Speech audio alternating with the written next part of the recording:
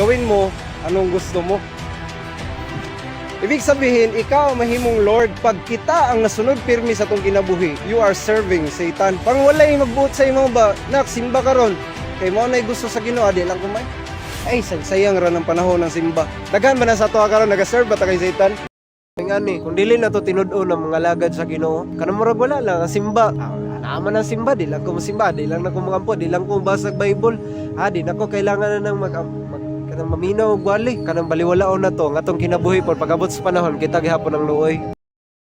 Kay bisan pa og mahimo tang successful diri sa kalibutan, makagraduate ta sa pag-eskwela, makatrabaho ta dagog sweldo, pero kung wala si Jesus, useless gihapon ang tanan. Muduol jud ta kay Jesus kanunay. Dili man ta perfect, pero tabangan ta sa Ginoo. Mo repent ta sa mga kalapasan. Lord Jesus, pasaylo ako. Tabangi ko na mabago ko. Namugasa tag Bible, simba ta kanunay, magmainang puon ta.